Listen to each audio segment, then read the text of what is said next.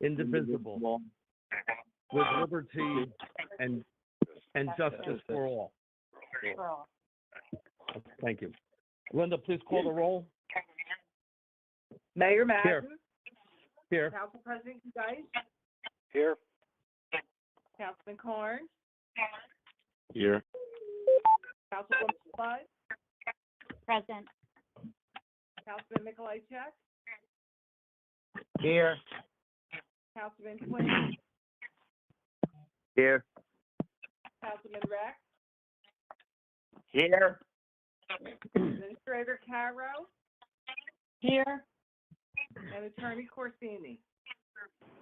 Here. Thank you, Linda. All right, we have no presentations for tonight. We'll move to appointments. We have 3.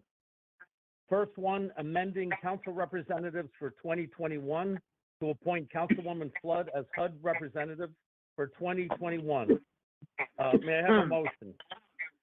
Motion. Second. Second. Roll call, please, Linda. Council President Udice.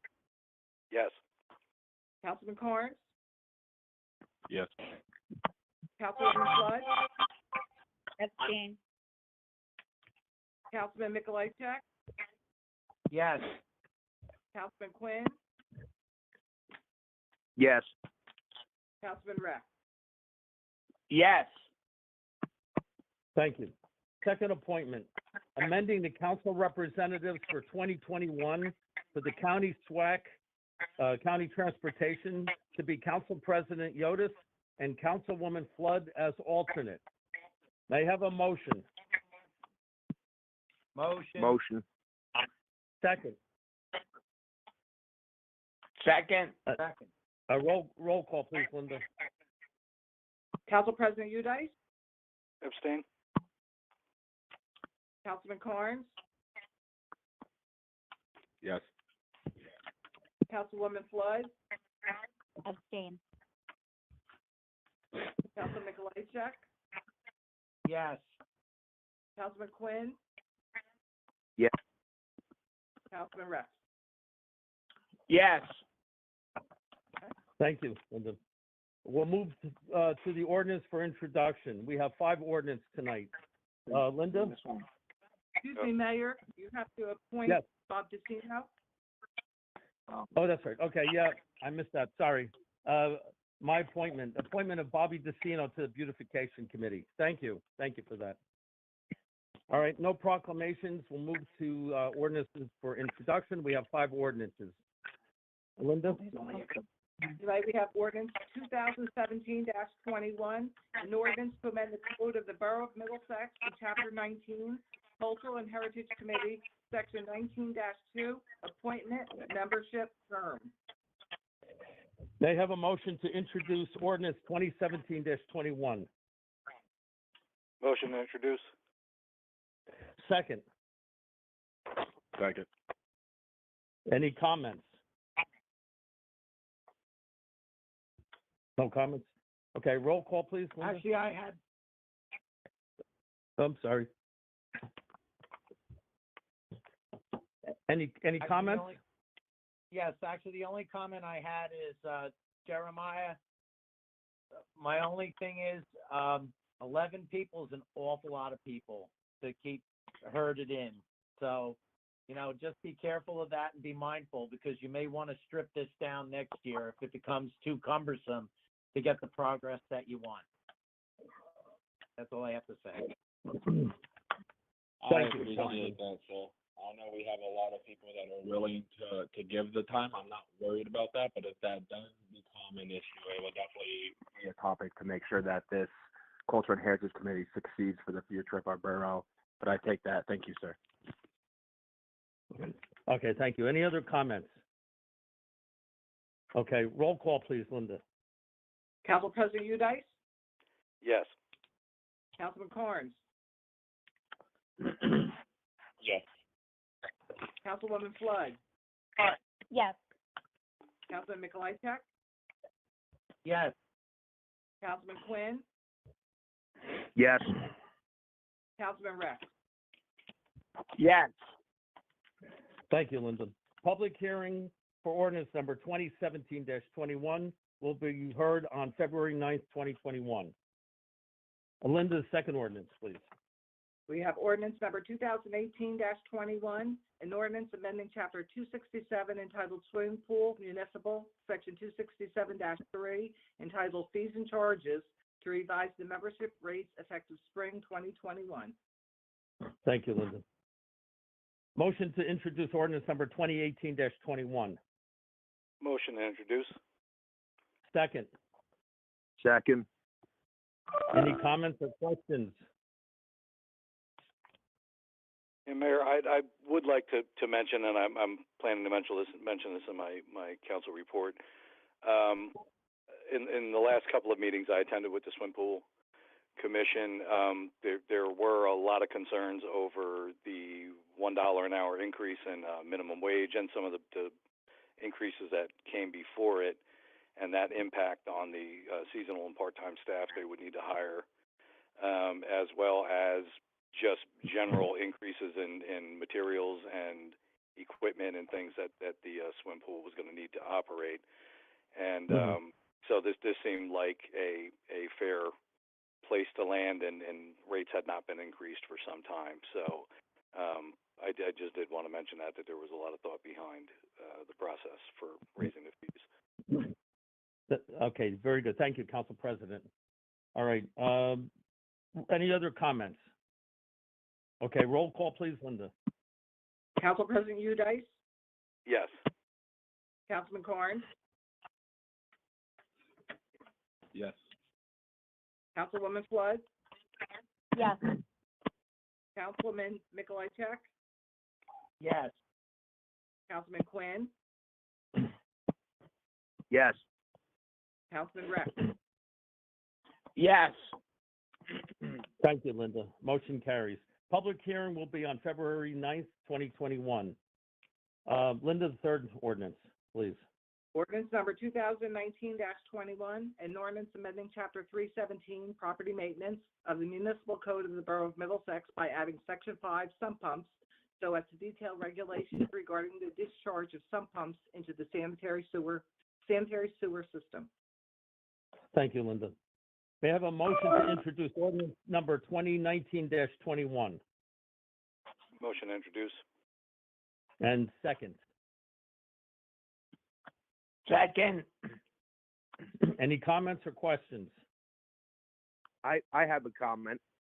It's Yeah. already in the plumbing code of the state of New Jersey that sump pumps are not allowed to be discharged into the sanitary sewer. This seems like we're just adding another layer to the code. I mean, there's already a statewide code on this. I believe, Councilman, this is just to enhance the enforcement of that in the borough. But I absolutely agree with you. Yes, it is a statewide code. Any other comments? Okay, thank you. A roll call, please, Linda. Council President Udice, Yes. Councilman Carnes,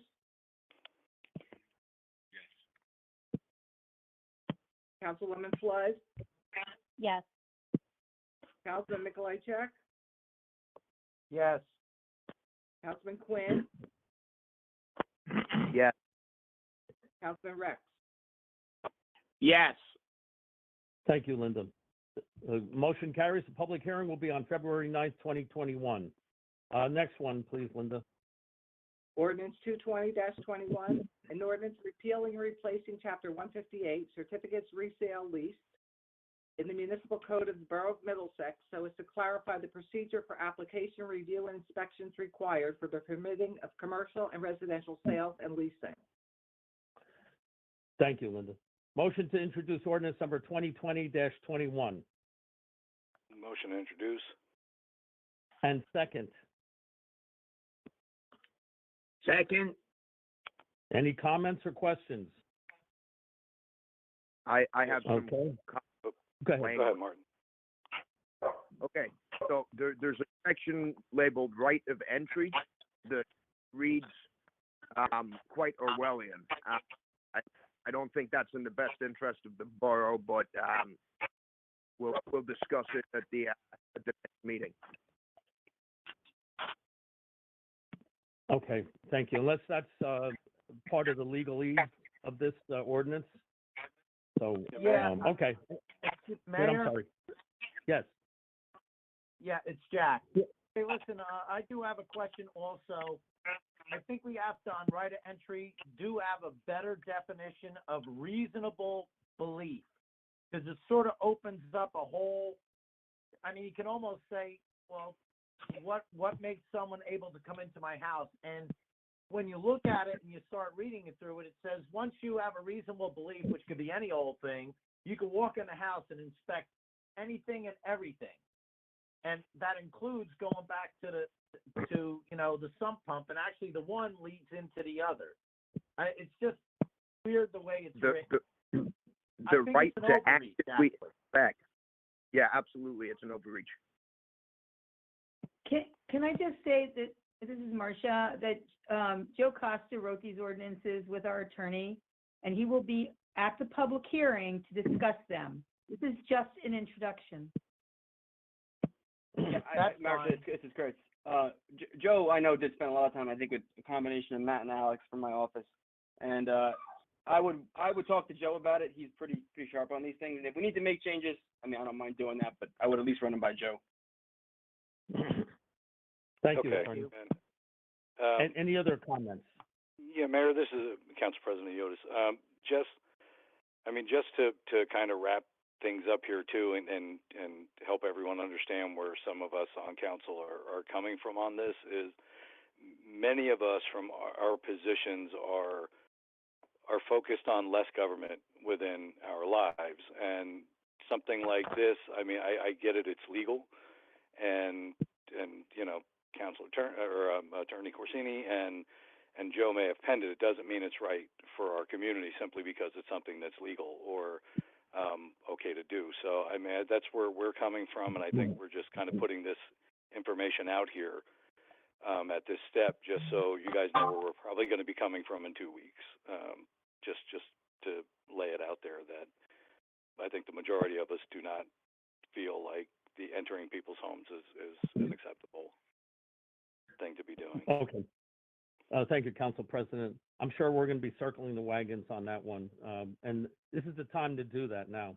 All right, Linda, the roll call, please. Council President Udice, Yes. Councilman Carnes, Councilman Carnes? Okay. Councilwoman Flood, Yes. Councilman Mikolajchuk, Yes. Councilman Quinn, Based on my reading, I'm voting no. Councilman Rex, Yes. Thank you, Lyndon. A public hearing will be on February 9th, 2021. All right, Linda, the last ordinance, please, for we introduction. have ordinance 2021-21, an ordinance deleting chapter 28 of the municipal code of the Borough of Middlesex entitled Election Districts. May I have a motion to introduce ordinance 2021-21? Motion to introduce. And the second, Second. any comments, any questions? I do have a question. What brought this Yes. about? That was me, Jack. I went through it, and we were listing schools that no longer exist at the polling location. So Right. are we getting rid of all kinds of Councilman, districts so we can read? what happened was Councilman Quinn brought it to my attention, and I looked at it, and not only did it do what the councilman said, which is list polling places that don't exist and force people to go there, but it also supersedes state law, which is illegal. The purview of naming election districts is up to your chief election officer, your clerk, and the county board of elections. You do not have that purview as a council. And this one was Marcia brought this to me it's Chris via Councilman Quinn, and this one, since I've been borough attorney, I've taken out some outdated ordinance clauses from your code, but this one is the one that I think is the most bizarre. So kudos to Councilman Quinn for finding it. And it's long outdated if it ever was legal. So this was an easy one. So there are no more districts. It's just Middlesex, period. No. No, Jack, no, these were, no municipality names voting districts. Only your clerk can suggest them and name them to the Board of Elections. And as in this year with COVID, you had one voting district. Those districts were not allowed to go to their polling places that are under your ordinance, which is illegal. So there will be voting districts. The voting districts are the voting districts. They're set by the Board of Elections, but where they vote should not be set by you in law because the state does not allow you to do that. Only the clerk and the Board of Elections can decide where the polling places are going to be. somewhere in So this somewhere in is the about history polling of places, not about districts. Yeah, so About somewhere in the polling history of the places. borough, some council prior to you, I think it's in the 60s or 70s, inserted this in, and Marcia gave a great explanation. Maybe back then I wasn't around, none of us are really active back then, but at that point they were static, and the council had more authority than it does now. But Marcia's given you a very adequate, very thorough explanation of what the law is, which is not what's in the code. So it changes nothing except it takes out a provision that's obsolete, and that we may never have had the power to do it anyway. But it's 40-something years ago that it was put in there. So. All right, thank you. Any other comments or questions? Okay, roll call, please, Linda. Council President Udice, Yes. Councilman Carnes. Councilman Carnes, Yes. Councilwoman Flood, Yes. Councilman Mikolajchik, Yes. Councilman Quinn, Yes. Councilman Rex. Yes. Thank you, Lyndon. So the public hearing for ordinance number 2021-21 will be on February 9th, 2021. All right. We have no ordinances for public hearing or final adoption. We'll move to item number 9, adoption of the minutes. Number 1, approval of the December 15th, 2020 regular meeting minutes. May I have a motion to approve? Motion to approve? And second, Second. any comments or any changes? Okay. All right. All in favor? Aye. Okay, thank you. And item number 2, adoption of the January 5th, 2021 reorganization meeting minutes. May I have a motion to approve? Motion to approve? Second. Second. Any comments or any changes? Okay, all in favor? Aye. Thank you. Aye. Last item under adoption, approval of the January 19, 2021 special meeting minutes and special executive meeting minutes. May I have a motion to approve? Motion to approve? Second. Second. Any changes or any comments, please? Okay, all in favor then? Aye. Aye. All right, thank you. All right. Now, I have one item under the mayor's report. I received a letter regarding the Girl Scouts of Middlesex Borough, and I'm going to read it for the record. It says, "Attention, Mayor and Council members. The Girl Scouts of Middlesex Borough would like the Mayor and Council's endorsement for the annual Lincoln Day pilgrimage to be held on Sunday, February 14th, 2021. For more than 60 years, the Girl Scouts and Boy Clubs, Cub Scouts, along with their parents and other interested organizations and residents, have marched in honor of Mr. Lincoln. Parade participants are expected to gather behind Borough Hall and step off at 1:15 p.m. The parade will proceed down Mountain Avenue to the Lincoln statue located at the corner of Lincoln Boulevard and Mountain Avenue. At the Lincoln statue, there will be a short presentation. Then the participants may remain in the park for refreshments outdoors. In the past, the municipality supported this effort by providing the post-parade refreshments. Please let me know if that will be possible this year. The Girl Scouts would like to encourage all council members to participate with us in its tradition that is unique to our borough. I will contact the Middlesex Police Department Office of Emergency Management for the participation required of their respective departments. If there is any further action needed, or if you have any questions, please feel free to call me at such and such a number. That was from Miss Patty Newton on behalf of the Girl Scouts of Middlesex Borough. So I participated, I believe, last year or the year before, and it's always a stirring event to include the Lincoln statue and the commemoration. So our council body may want to consider donations, and that'll be up for discussion. So that's all I have on that. We'll move to the council member reports. Council President Yotis, you have anything to report? Thank you, Mr. Mayor. Yeah, I just have a couple things. So let's see, 2020 is off to a good start. I attended 2 meetings of the Swim Pool Commission, one of my new assignments. One was on January 6th, which was actually a makeup from the December meeting, and one was on January 20th.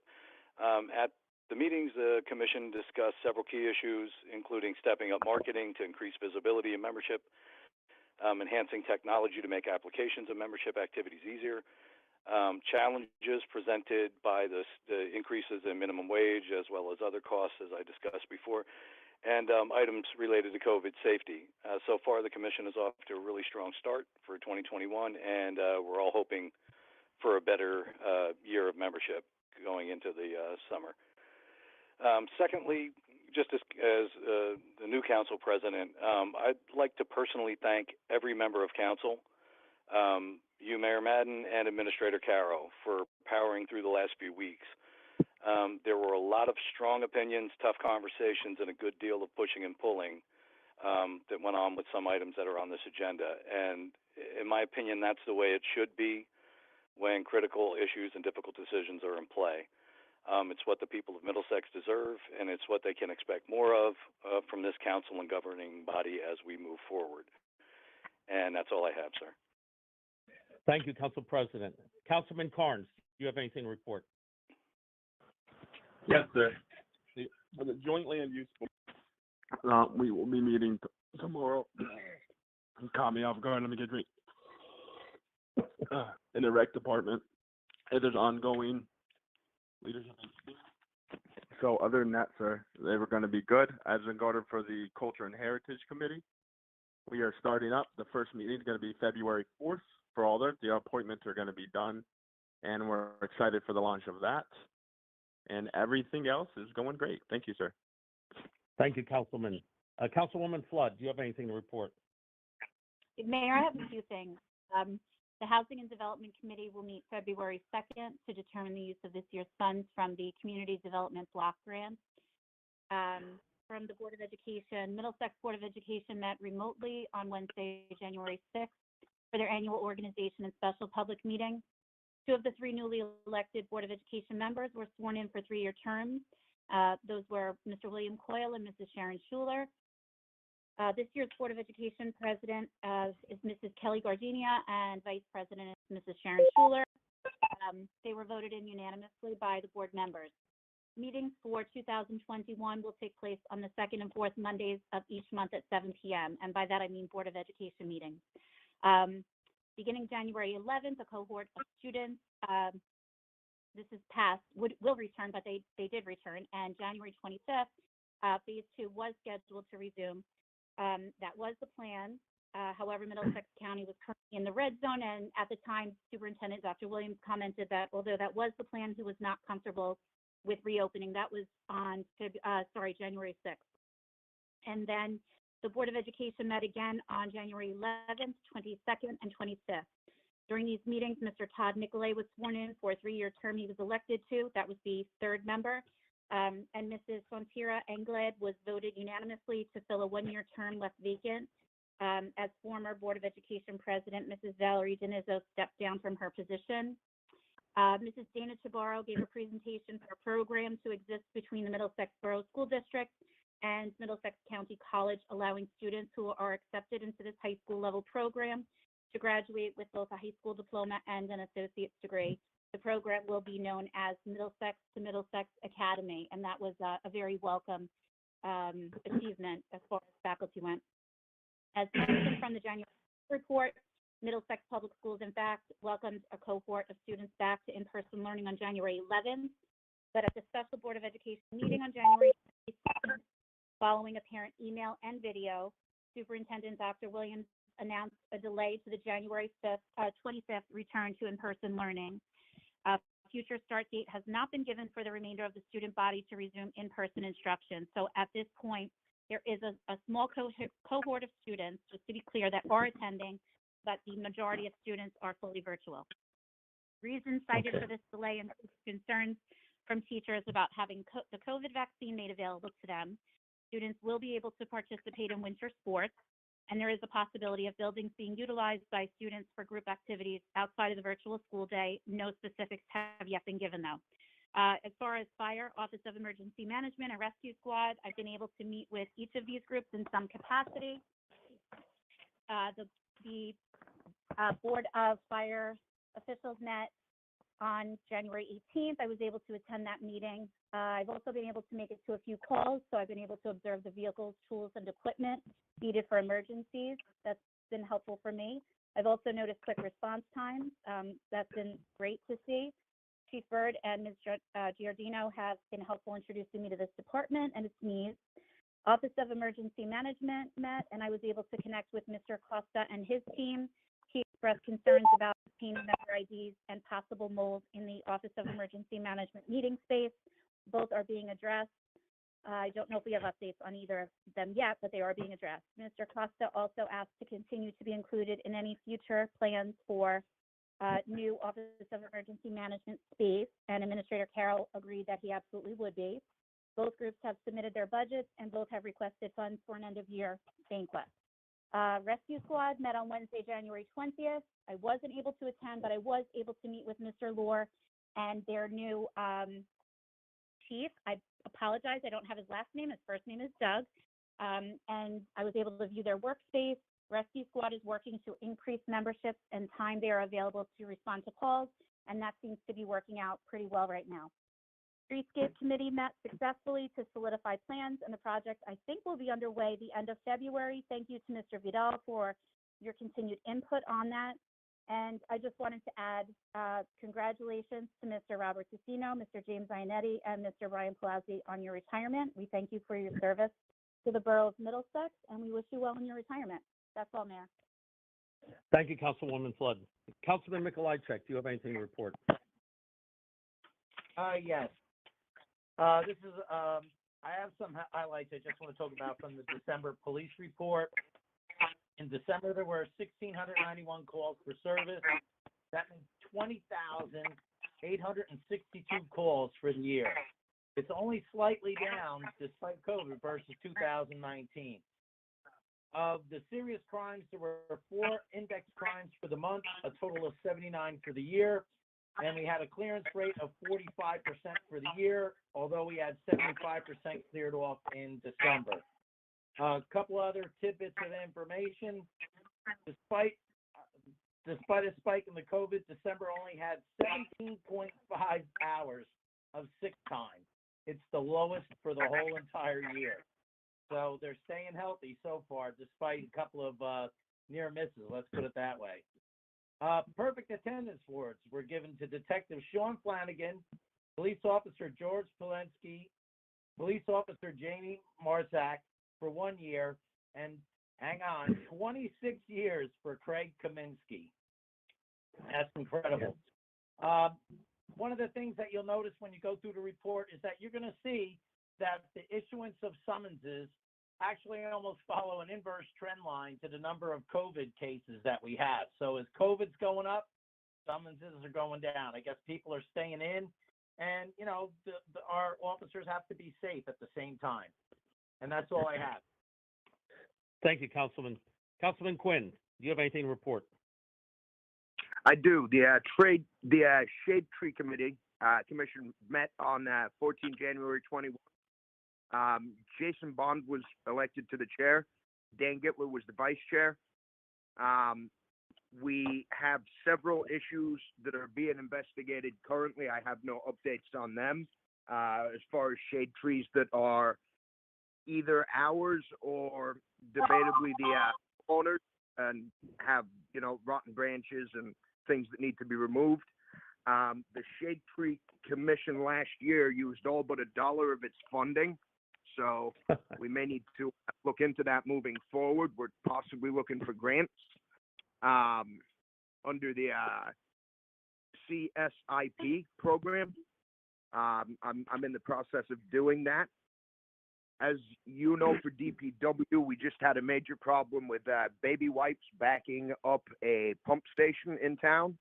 That might be something that the council needs to address. I mean, there's no way we can pass an ordinance to ban baby wipes because they do say they're flushable and they're not. But we might have to do something as far as raising the public awareness to that issue. Mm-hmm. That's what. That's what Okay, I've got for you. Thank you, Councilman. Councilman Rex, do you have anything to report? No, I don't, Mayor, but I do have to affirm what Council President said. These past couple weeks have been difficult for all of us, and one of the positive means that we were able to all work through this together was through communication. Thank you, Mayor. Thank you, Councilman. We'll move to the administrator's report. Administrator Carroll, do you have anything to report? Yes, I do, Mayor. I did send all of you earlier my administrator's report agenda. So there are a few things on here that I want to bring to your attention as well as discuss.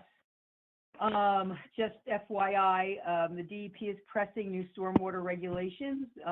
They seem to be pretty onerous. I have forwarded a model ordinance as well as the DEP's language to Attorney Corsini to review and make recommendations. The DEP includes all kinds of punitive fines that are not mandatory to consider. It also may, in some places, may offset costs new costs that we're going to have to bear. So it's pretty complicated, and look for the introduction of something in the future. Under sewer projects, yes. Can I interrupt you for just 1 second? I just want to let you know, Council Sure. President is dialed in on the number beginning in 566. He got disconnected from the call. The Council President dialed in on a number beginning 566. Yeah, Marcia, can you Correct. hear me? Yes. I Okay, took so off you mute, unmuted Council me. President. I Okay, got your thank you. email. I got your email. You caught You're it. welcome. Okay. I'm sorry about that. I got dropped off the call somehow, so I just didn't want to. I wanted to use another Yes, phone you're because it back might be on. my phone. Okay, thank you. Okay. Thank you. I'm sorry about that. Under sewer projects, the Phase 2 funding, DEP has officially approved the Phase 2 project, which is the replacement of the two and upgrades to the two pump stations. It's a pretty big project, and the project took a while to get through because all of DEP is working from home with COVID, so it's been laborious. We've been awarded $1 million for the two pump stations. The interest is part interest free and part market rate at DEP's rate, which is lower than the borough's because of their buying power. And we are just waiting for approval to advertise at this point. And then Phase 4, which is the sewer bypass, it is on your agenda tonight under the resolutions for additional aerial photography. This is due because the route that was accepted turned out as they were doing groundwork it was much more expensive and laborious regarding the rail right-of-ways than originally thought. And then Claremont came along and generously said, if my corner piece of property works for you for a pump station, have at it, you can have it for free. And when we looked at it, the mayor, myself, Lenny, and your sewer engineers, Remington Vernick, looked at it, we realized all that running it through Claremont would not only be straighter, it will save probably a couple of $1 million in costs. But we need to do an aerial on it and check out the topography, and now is the time because there's no foliage on the trees. So the request is for you to fund the aerial photography necessary now, immediately. And that money is in place. It's from an older bond ordinance for the sewer work. Goes back about 3 years, I believe, is the bond ordinance. There's enough money to do this. Again, by spending $60,000 on this photography, you may end up saving millions in doing a shorter route. So that's on the agenda. Just to enhance what Councilwoman said in her excellent report tonight regarding the streetscape project, Mazer is now working with your public relations firm to come up with ideas to brand the wayfaring signs. You will all see that after the streetscape committee sees it, because it will start moving towards a branding of the municipality. So please know that all of you will see whatever branding they come up with for your approval. Under miscellaneous, I am sorry to say that I am permanently tabling hiring the person on the agenda as the deputy rec committee member for professional reasons. She's lovely and she's wonderful, and I'm sure she'll find the right position at some point, but I am tabling her and would discuss her privately with any of you, but not publicly. Therefore, I'm also asking that you table the other resolution that in regards to the acting director position. I'm not, I would like some direction. I've had at least one conversation with one elected official regarding conversations about or thoughts about putting this back as a commission. There's other ways to reorganize the department and keep it within the municipal control versus a commission control. I don't know if you want to do this at a work session, but I am not comfortable knowing that there are some conversations about putting this back as a commission to hire anybody. I certainly would not hire somebody as a deputy director with a commission, because commissioners are volunteers part-time who work full-time, and you would need somebody who could work extremely independently right away. They would not be employees of the borough. They would not report to me. They would not be under the umbrella of Melissa DiMarino. So if you, I guess I'm asking for some direction. Do you all want to consider reverting back to a commission for the Recreation Committee, or do you want me to pursue a different model, which could be a consolidation of senior services, which does a robust rec program for seniors with recreation, for instance, as one model, or keep it as a standalone department with the rec committee? Or do you want to consider a commission, in which case they have the right to hire, not me, not you. So I need some direction from the council. I'd like to have a workshop on this, Marcia. This is Jack, where we could present in terms of like a SWOT analysis, which would Sure. work out the best for us. That would be fine, Councilman. I'm happy to do that at the next meeting. I am anxious to get something going, though, because things are breaking open. And I will tell you that under this conversation, on June 19th, the former recreation director had engaged, and I'm not going to use the word contract because we're trying to figure out what's going on now, but engaged with a vendor for a food truck event on June 19th. That vendor has been communicating with Linda, and Melissa DiMarino is now involved in trying to get a handle on the event. But the vendor, my understanding from the former recreation director was this vendor would come in with food truck and a DJ, was asking for a permit for a beer garden, and would work with the police department and the Board of Health. And then rather than us charging a fee for each vendor, for each food truck, the municipality would get a percentage of the proceeds. And my understanding from Melissa is that this vendor has 52 food trucks signed up already. So it sounds like a huge event that could be very successful and bring in some money to the rec department into the budget. Melissa is willing to run that event with Mike Gervin. And so, but we're trying to get a handle on, you know, where it was, you know, I mean, there was obviously no contract in place because she didn't have authority to sign a contract, but, you know, exactly what was expected and anticipated. So Melissa's now working at my direction to get a handle on that event, and if it makes sense for the borough to proceed with it on June 19th.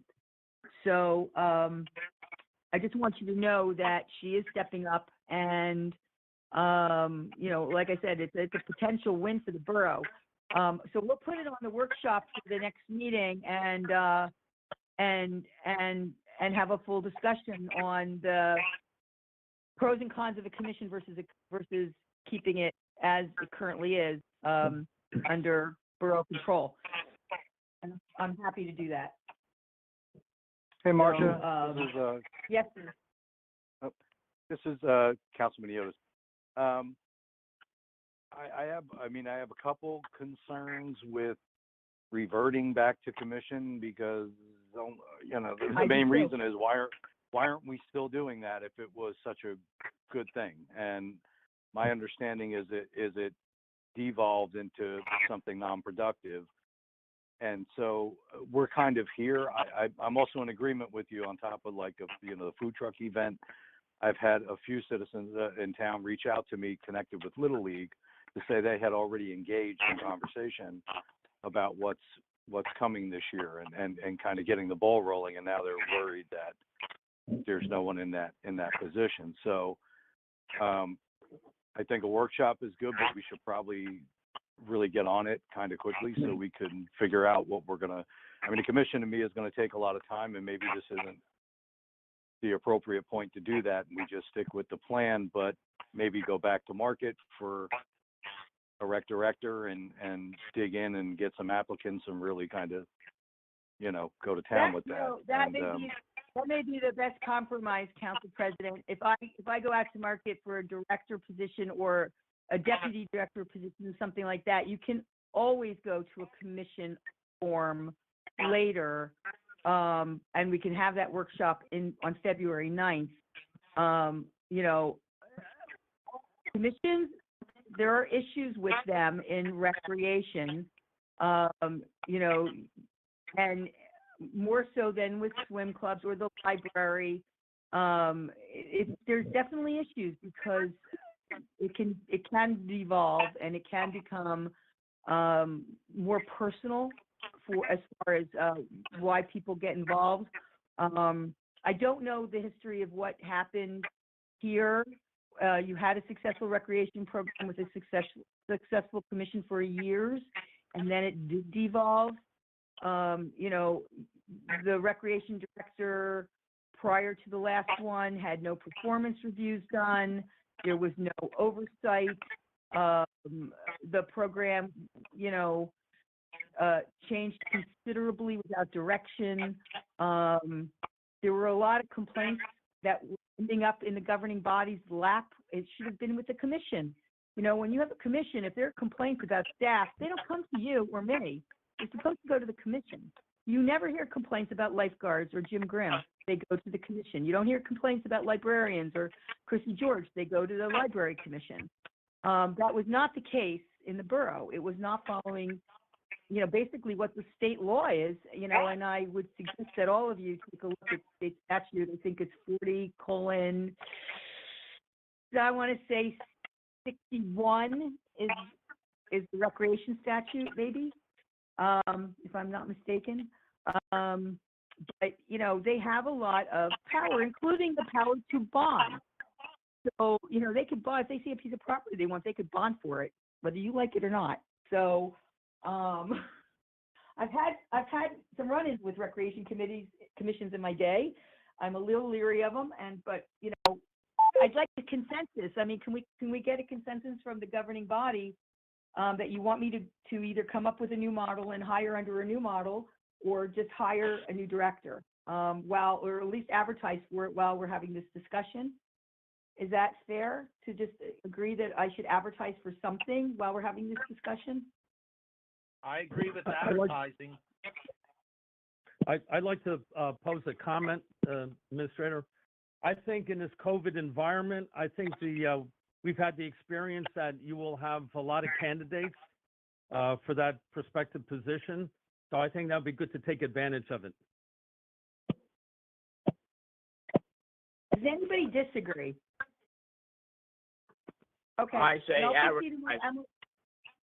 Okay, we'll have the conversation in the workshop about commission versus committee, but I will advertise immediately for the position. Okay.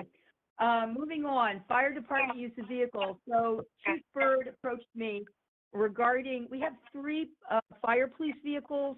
Generally, they only use 2 of them.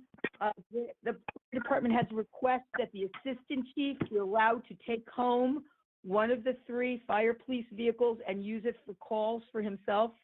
He wouldn't use it personal use, but it would be used, when they have fire calls. I don't personally have a problem with that. It is, in your domain to because it is not in our personnel manual that anybody else other than the chief of police and the fire chief get vehicles. So if that's okay with you, I can.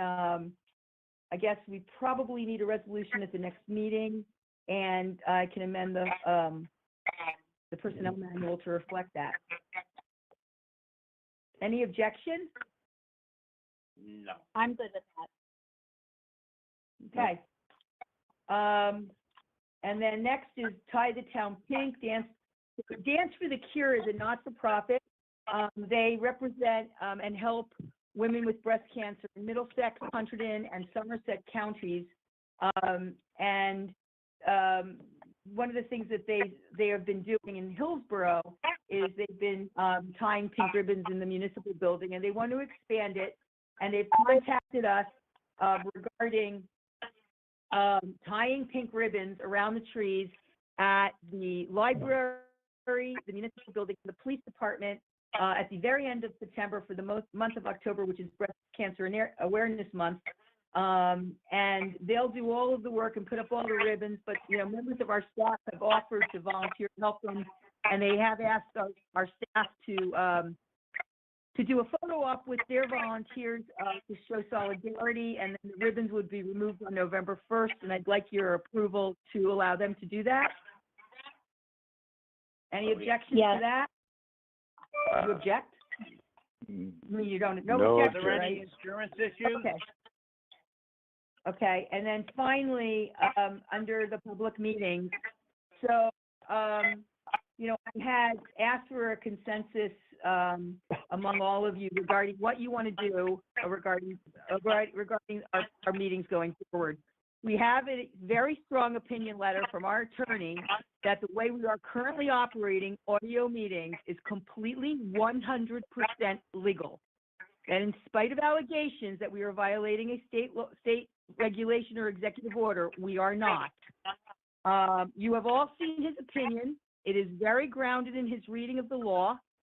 However, most of you have strong opinions that you would like to have better public participation. So Linda and I have, Clerk Chismar, and I have researched this. And basically, I'm offering you the following 2 options. One is we would have to purchase Zoom for the public because our meetings go longer than 45 minutes. It's about $200 a year. We would use it until we get back into the rec center, which is hopefully going to be in a month or so maybe 2 meetings. That would allow up to 300 participants. It would also allow people to call in who don't have the internet, which is why I'm suggesting Zoom. All of the other programs are computer only and don't allow our residents who just use telephones and don't use computers, which is a considerable amount of your residents, to dial in. They would be able to see you all. The library does have Zoom, but they have it through the Library Association. They're not allowed to let us use it, unfortunately. So we'd have to purchase our own. Again, that might be for the month of February and the month of March. Hopefully we'll be back in the rec center when we get a little bit more herd immunity and the numbers start going down again. Or we could continue doing the dial-in, and I could use the raise hand option where the public can speak for themselves and not have to just email in. So people, again, who may not be as computer savvy or friendly, they could just do a raise hand option. I would see it on the monitor, and I can take them off of mute, and they can speak, and that is free. So I just want some direction if you want me to purchase Zoom and explore how this is operated, or if you want to do the raise hands option on the way we currently do things, or if you want to just continue doing things the way you're doing them, which is legal. I have a Hey, Marcia. question. Oh, Yes, sir. go ahead, Councilwoman. Go ahead, Councilwoman. Thank you. I was just curious, by purchasing Zoom, would we be able to utilize it with other committees? In other words, if the Housing and Development Committee is meeting, can they utilize that Zoom as well? Yes, it would be under our account, and any committee or commission, whoever needs it to use it, yes, it would be ours. Okay, and then I just wanted to make a comment, and it's a comment that I've made before, but I just want to reiterate. I think Zoom is helpful because it's easier to identify who is in fact speaking. And sometimes members of the public, while we may be familiar with our voices and be able to identify each other, sometimes members of the public, I think, would prefer to see the face and then be able to say, okay, that's who made that comment, and feel better about understanding who's saying what in the meeting. That's all. Thank you. Marcia, Yes, do you want me to? Is it all right if I jump in now, Marcia? Sure. Hey, Chris, Attorney Corsini, can I just jump Yeah. in, because this way you can. Oh, certainly, finish this off. Jim. Certainly, Jim. Yeah, certainly. Just a couple of things, which I agree with Councilwoman Flood, and I'll take it a step further, that I think Zoom as a necessity for us will actually enhance our visibility and enhance the ability for more people in the community to get on board. If you've been in any of the school board meetings, they're usually packed. And a lot of people are attending, and I don't think we would have those numbers, but I think it would greatly increase the ability of people in town to participate in government with us. My second comment is, if cost was an issue to acquire Zoom, I will gladly give up my stipend of 100 and whatever it is per month for however many months to enable us to purchase Zoom. I think not just for our council meetings, it's gonna be a necessity tool going forward as we kind of navigate back and forth with the pandemic. So Funny that you I am said that. 100% Cost on board. $200 is not the issue. It's the fact that we do not have a borough credit card. that could be an issue. I will gladly place it on my personal credit card if it helps us. That's all I have to say. I use Zoom every single day, and I love it for just the visibility, as Amy said, and just the ability to have more interaction. And I know after the school board meeting, I would recommend we kind of discuss the chat function, because that got a little ugly in the school board meeting, and we may want to not allow the chat function if we're going to have people be able to speak. But I think for control of the meeting, it's very easy to like you do here, to mute people if we need to until it's time to raise hands and speak. So I think it's a great option.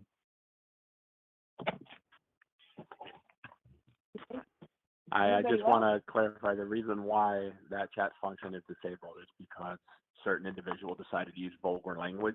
And while Yes. I do agree, like, Zoom is needed, absolutely needed. Councilman Carnes, I apologize. I think it's long overdue. They deserve transparency. Our residents deserve transparency. That's my comment on this.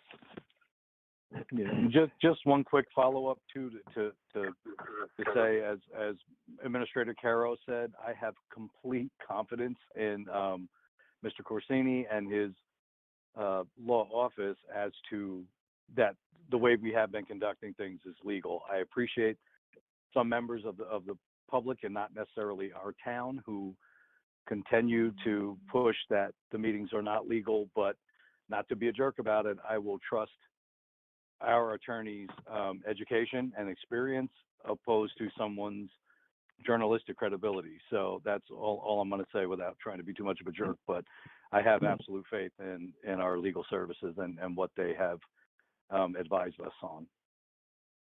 I agree. Jim, that's kind of you to say. When? I agree I think totally. I don't care which function we do, as long as the public has the ability to communicate with us live. It's not so much whether they can get their questions via email, it's about appearing open. When an email comes in, how do you know when sending the email sitting out there that it's actually going to be read, that it's not being screened? If somebody can speak live, that gives them a whole new oversight. It's not about the legality, it's about the appearance. Sorry, go ahead, Chris. Oh, certainly, Councilman. Yeah, I just want to clear some legal issues off the table because I do think that you guys have had a good discussion about proceeding, and that's your entirely, as Marcia and I have always said, entirely your call, and whatever you want to do, we'll support. But I've looked at this issue. I looked at it when the governor first did his initial executive order on it. I looked at the regulation as originally proposed and as amended in September, and you guys have always been in compliance. I am very confident in saying that. I think that, there probably is some confusion because as with a lot of regulations, since they're not, statutes, they're regulations, they can be confusingly written. And I don't think this is, the regulation that's referred to here is by any means going to win any legislative drafting contests. But I mean, you can see in the regulation, which I have reviewed many times, I've said, there are kind of carve outs for 3 different mechanisms of communication, none of which are defined, which is why, in regs, you see that more often than statutes, which define their terms much better. You'll see that it talks about audio-only teleconferencing, electronic communication platforms, and internet accessible technology, or which are all individual methods of having public meetings. If you look to section 1.4, the paragraph F of the regulation, that gets into some detail about the option that you've selected to use, which is audio-only teleconferencing, and the method for engaging the public in that method, which allows for what you're doing now. If you were to migrate to one of the other 2 methods, which it sounds like you were going to do, electronic communication platforms or internet accessible technology, then you must take live public comment. And I think that is, I can only speculate, but I think local government services probably put that there because most of those platforms allow for that. That's me speculating, but that's why would they separate the audio only, which is what we have, with the other 2? That's my best guess. But I mean, there are a couple members of the public that have commented on this. I'm very confident in our position. The courts are open to anyone who wants to go there. And I'm very confident if I had to defend this in court. Extremely confident. That being said, it sounds like you guys are moving with momentum towards a different option, which is your choice. I have towns who have done all different kinds of things. I've been either represent them or I've been before them. So you guys do whatever you want, but you should know that I am 110% confident in my evaluation of this. And I've given you guys, under attorney-client privilege, a much more detailed evaluation that I will keep in reserve only in as much as if I have to go to court on this. But that's my opinion, and I'm more than reasonably confident in it, and I appreciate Councilman Yoder's and Councilman Quinn's remarks. So that's all. Thank you. I don't answer any specific questions you guys have, but that's all I got. So. And that's the end of my report. If anybody has any questions about anything or anything else that I didn't report on, I'm happy to answer them. Thank you, Administrator Carroll. All right, if there's no questions, we'll move to item 13, privilege of the floor. Linda, did you receive any questions or comments from the public? Yes, I did, Mayor. I received a few. I have one from Kevin Rosinski at 441 Fairview Avenue. He has a few comments, so I'll read one at a time. Many towns throughout the tri-state area are introducing resolutions condemning the recent attack on our capital. Is this something Middlesex Council has or would consider, and if not, why not? That was the first comment. Okay. I mean, that's kind of a very, very vague question. I'm sure we, the governing body, very conservative, and I'm a big fan of broken windows with the police. You know, you go after the small petty crimes so that they do not become the larger crimes. So I'm a big fan of catching small items like that very early. Okay. He continued on, regarding the Recreation Department, I oppose the hiring of a new Recreation Director at $60,000 as we headed into the thick of a pandemic and the department being basically closed.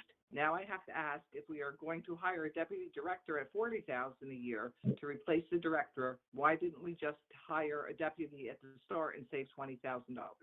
That was the second comment.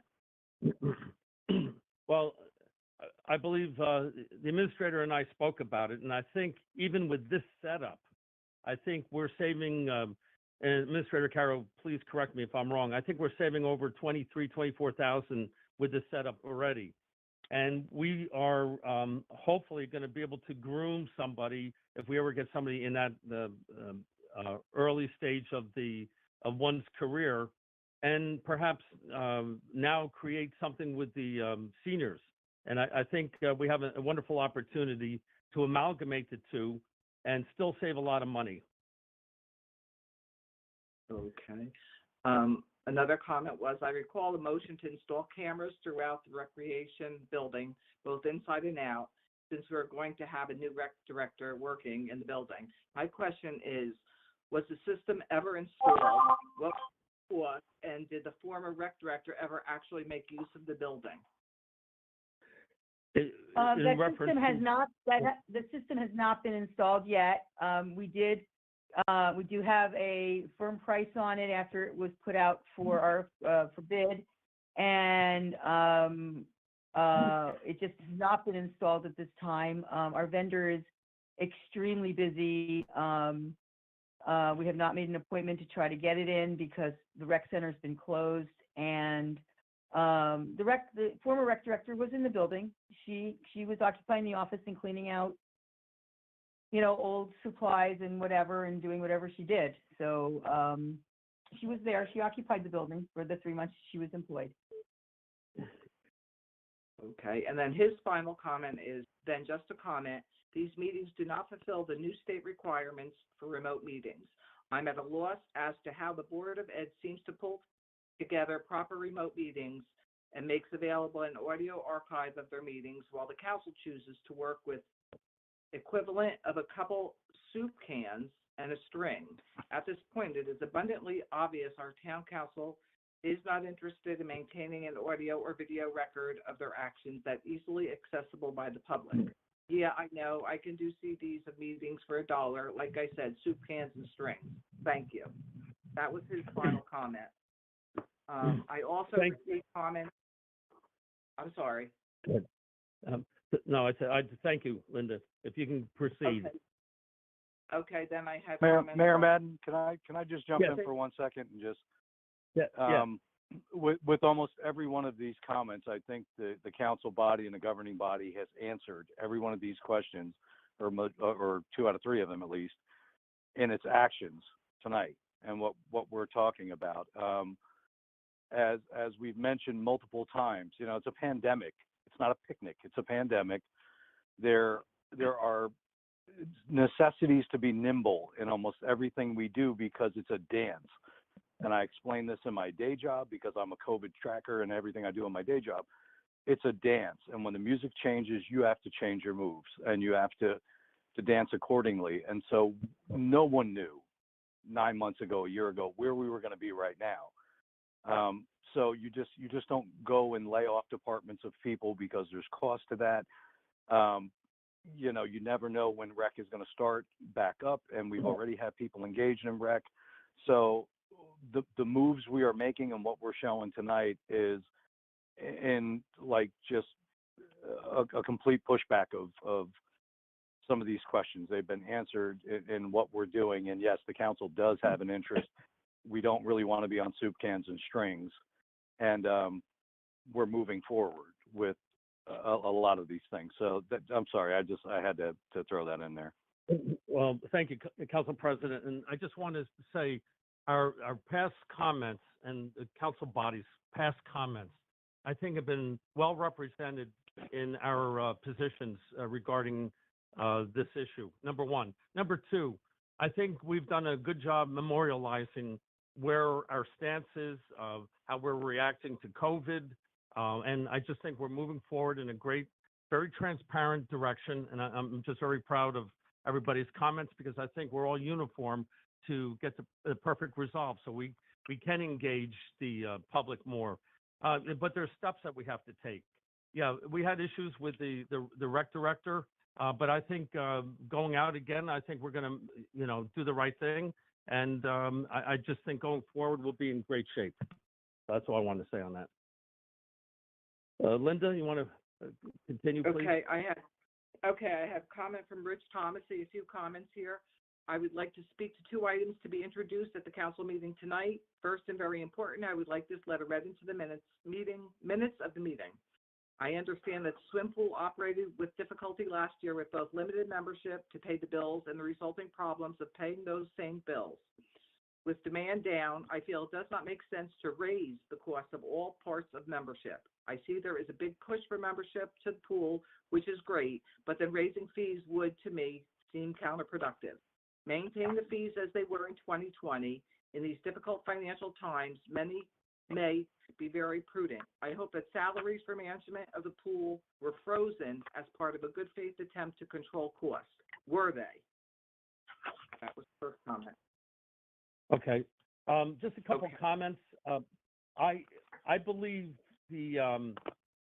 our representative has been well informed by Mr. Grimm and Mr. Krantz regarding their position. And I believe that our fees have not increased in probably 2, maybe 3 years. And I think we're still below the threshold of the competitive pools. So I don't think that they would have advised us to proceed if these fees were out of line, if they were too high. Okay. Also, he states Ordinance 2020-21 is a money grab. When will the increases in fees the residents have to pay stop? An increase of 75% in one example for a permit to complete a sale is outrageous. The fee for a return inspection is just as bad. I look at this as the last chance to collect monies from a resident taxpayer as they leave town, sort of a remembrance of Middlesex. The increases in the business part are just as bad as are the fines. It has to stop. Let's pull this 2020-21 off the table and not put it back until we hold in-person council meetings. Is there one person/business in town that would agree with these increases? I think not. Would someone get back to me on the rationale for these increases? I would also like the name of the person where the idea to increase these fees originated. Get back to me on that question. Well, I just want to give you my input on this. I spoke at length with Mr. Joe Costa, our code official, and he's indicated that our fees have not been increased in a number of years, and we're still below what surrounding towns offer as far as what they charge for fees. So I don't think we would be going out on a limb and charging something that is going to be usurious, number one. And number two, I just think that we have to stay competitive. And Mr. Costa has been doing a wonderful job. He's got many decades of experience, so I trust his judgment on that. Okay. He also stated, did I see we are hiring the same engineering firm that did not do a good job on the roads in the past? Why? Oh, boy. This would be, which one is he referring to? Is this, well, we haven't gotten that resolution yet. I think the one on the agenda, I think he's referring to Mazer. Mazer. Well, that's certainly up to the council body. I have obviously no say in this, but, Mazer's been working with us. Yes. Oh, I was Yes, going to say, I'm happy to speak to that if you'd like. Oh, please. Yes. As some people know, maybe some people don't, that the council had a really tough decision, and the bids that we received for engineer were some known quantities, one very unknown quantity, And initially, there was some lack of communication, and Administrator Carroll very graciously kind of took the heat for the recommendation of Remington Burnick as borough engineer. She rightly said, you know, her job is not to really take politics into account, but we are allowed to do that if we need to, and it fared from politics. It really wasn't politics; it was ethics that came into play. The borough has a very strong ordinance on pay to play, on political contributions, and the engineer of record, or that I'm discussing, just had a very kind of tumultuous history of donations. So we had to go back to the drawing board. Mazer had a difficult year, which I think almost everyone on council either were able to speak with someone from Mazer. Administrator Carroll was able to do that. We were able to negotiate their rates down to the lowest rate that we were given, and it was our decision to give them another opportunity. If they fail it, they were told without a doubt that we would not have a future conversation on re-upping their contract. They would just simply be done. But Mazer is, in my opinion and my research, is a highly recommended company with, no shadiness as far as contributions or, politics, and they were the cleanest choice to go with them, and then Nigerian as the second. So, granted, they didn't do a great job. They didn't, in my opinion, do a terrible job, and 2020 deserves a pass in some areas. So we as a council felt like they were likely the better choice out of the 3 or 4 that we had to choose from. So hopefully that helped answer the question. Yeah, and Council President, I just want to comment. Thanks to Administrator Carroll, she was able to negotiate the rate down, which is a huge help in our pursuit to try to save money. And they're pretty much put on notice, Mazer, that they have to step up, and regardless of miscommunication, I believe now we're on the right track, and hopefully we can go forward, and we'll certainly keep an eye on them. So I appreciate that, Council President. Thanks. All right, any other comments?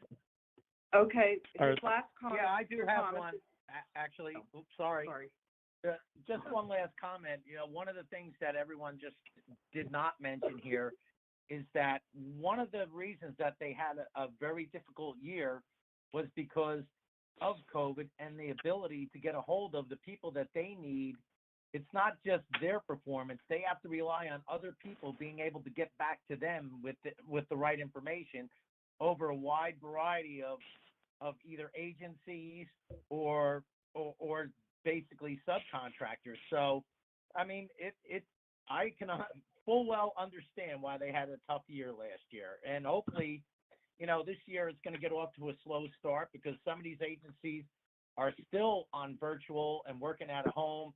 I mean, but they're getting a little antsy too. So I expect full well that Mazer is going to do a better job this year. They're just going to have the ability to.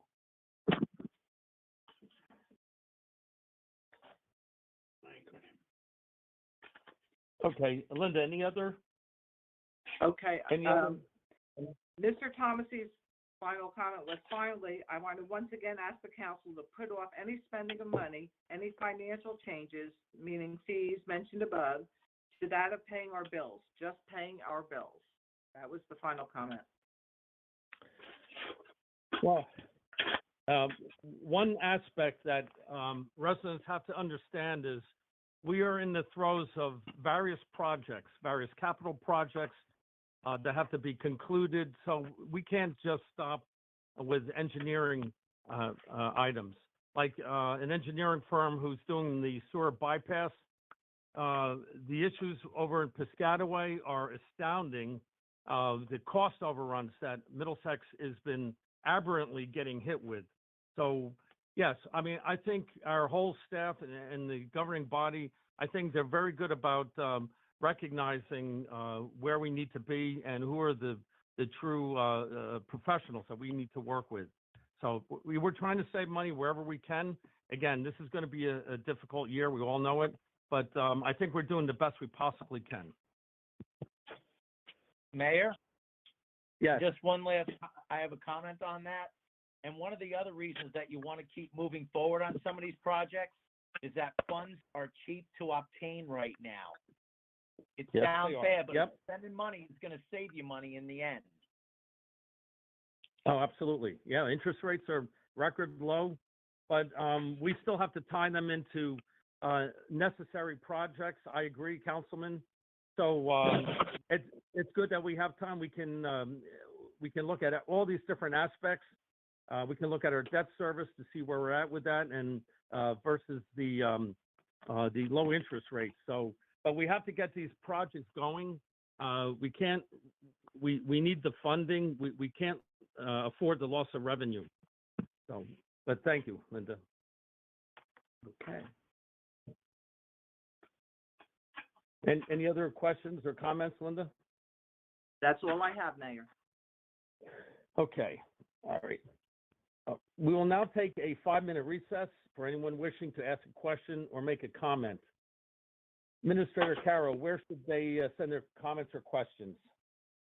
They should send them to me at mcarrow@middlesexborough-nj.gov. That's MKARROW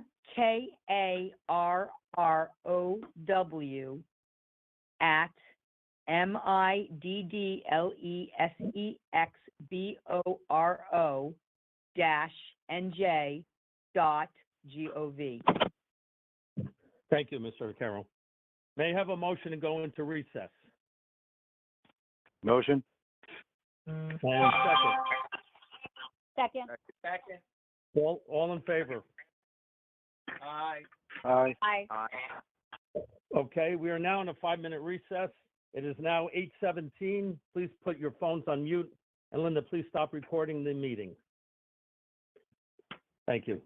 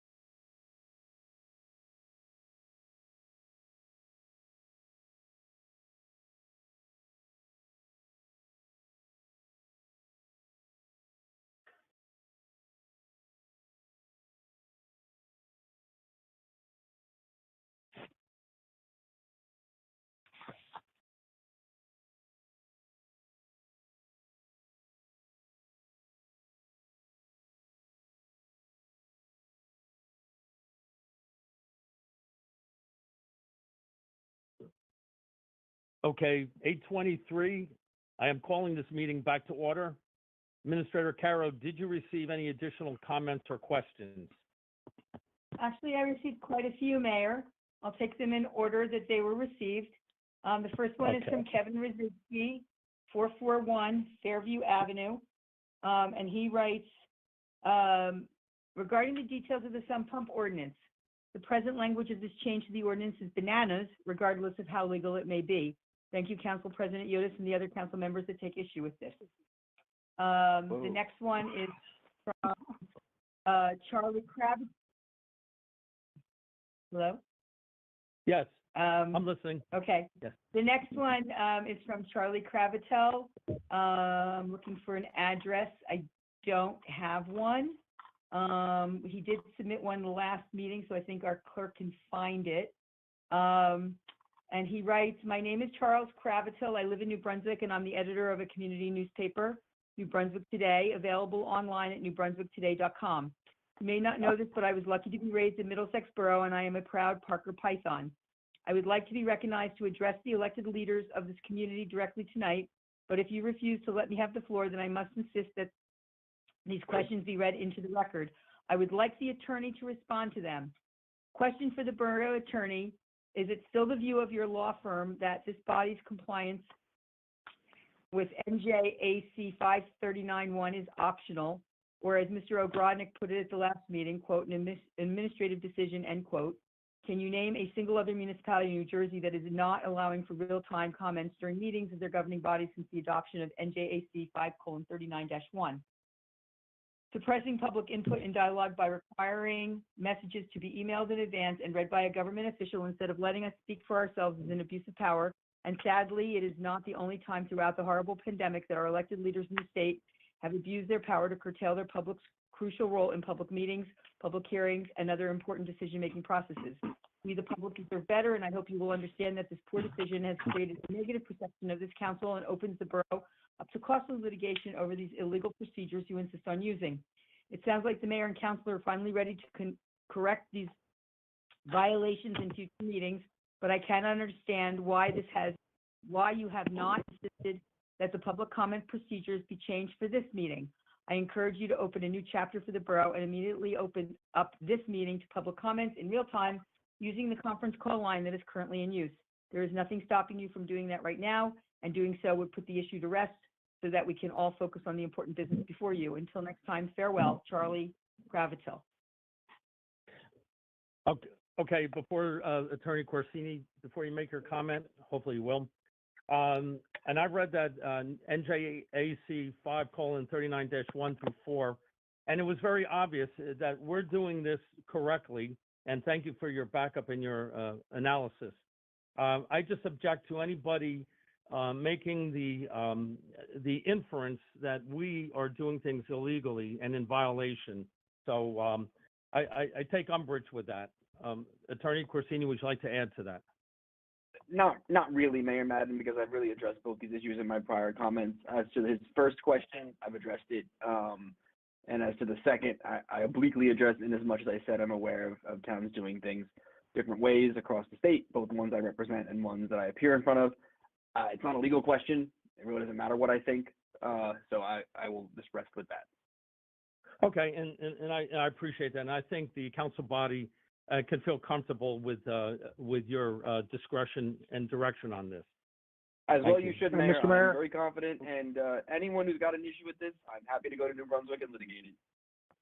Okay. Mr. Mayor? Yes, Council President. It's Council President.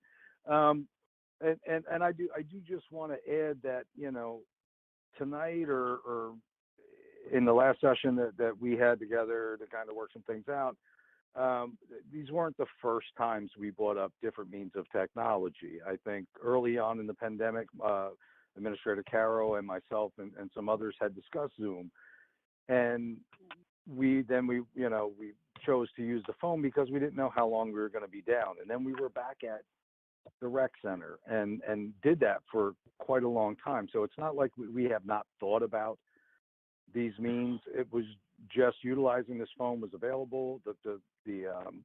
voice-only features were already available to us. It was already a sunk cost. We've already, had this technology.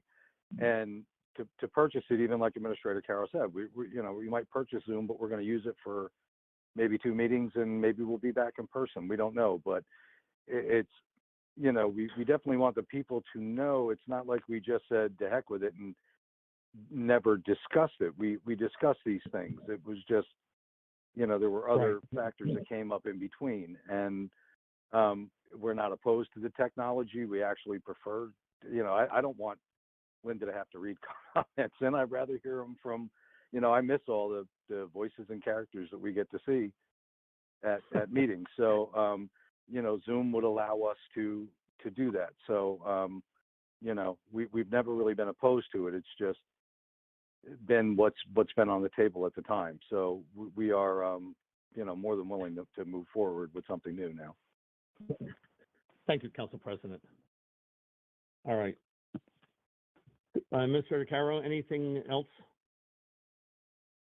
Yes, Mayor. We have a couple more comments. The next one is from Dave Polakevich.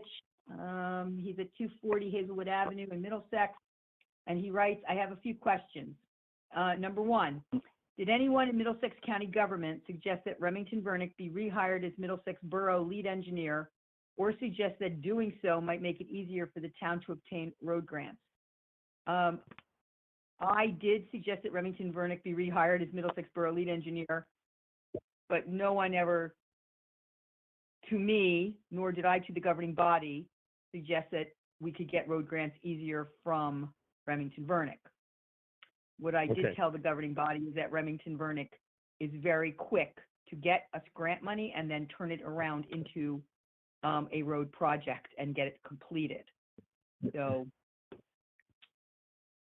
I don't know if anybody has any other comments on that. And I just want to say, our goal, and my goal personally, is I have to see what's the best opportunity for the borough to get work done. And so, especially in this very difficult COVID environment. So we have a lot to weigh.